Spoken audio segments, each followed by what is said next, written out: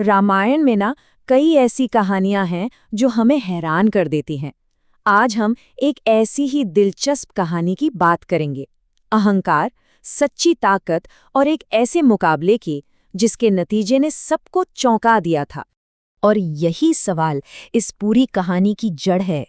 एक ऐसी कहानी जो बताती है कि जब घमंड अपनी सारी हदें पार कर देता है तो उसका अंजाम क्या होता है। तो चलिए इस कहानी की गहराइयों में उतरते हैं। तो कहानी के एक तरफ है 10 सिर वाला विजेता, लंका का महाराजा धीराज, महापराक्रमी रावण, जिसके नाम से ही तीनों लोग कांपते थे।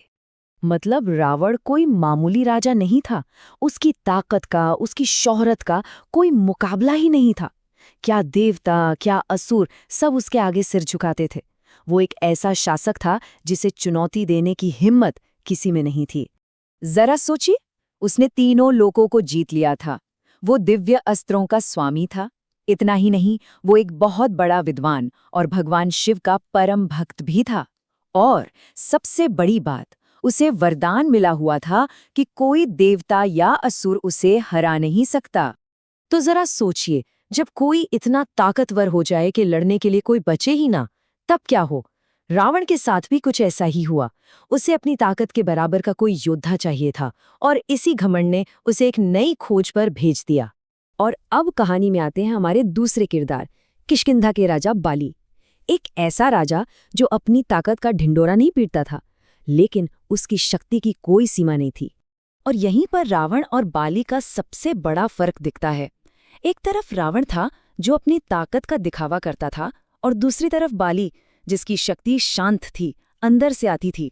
और बाली के इस जबरदस्त शक्ति के पीछे एक राज था, एक दिव्य वरदान। वरदान ये था कि जब भी वो किसी से आमने सामने लड़ेगा तो सामने वाले की आधी ताकत, आधी ताकत सीधे बाली के अंदर आ जाएगी। इसका मतलब ये हुआ कि उसके सामने कोई जितना ज्यादा ताकतवर होगा, बाली उतना ही ज्यादा ताकतवर बन जाएगा। कमाल की बात थी ना। और यही चीज रावण के लिए सबसे बड़ी मुसीबत बनने वाली थी। तो अब मैदान सज चुका था। एक तरफ अपनी ताकत के घमंड में चूर रावण और दूसरी तरफ अपनी भक्ति में डूबा हुआ बाली। जब ये दो दुनियाएं टकराईं तो क्या हुआ, चलिए देखते हैं। देखिए, दोनों की सोच में जमीन आसमान का फर्क था। रावण अहंकारी, बेचैन, लड़ाई के लिए उतावला, और बाली भक्त, शांत, अपनी पूजा में मगन।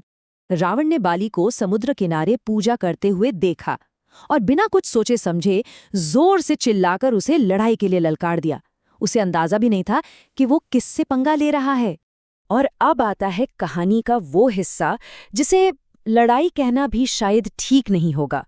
ये तो असल में एक सबक था जो रावण को जिंदगी भर याद रहने वाला था।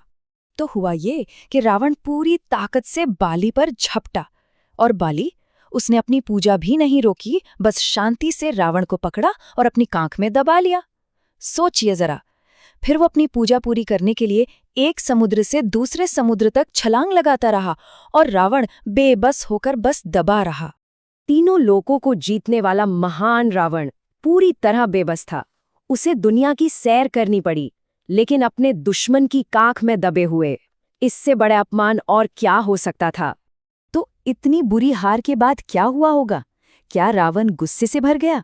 क्या उसने बदला लेने की कसम खाई? नहीं, कहानी यहाँ एक बहुत ही दिलचस्प मोड़ लेती है।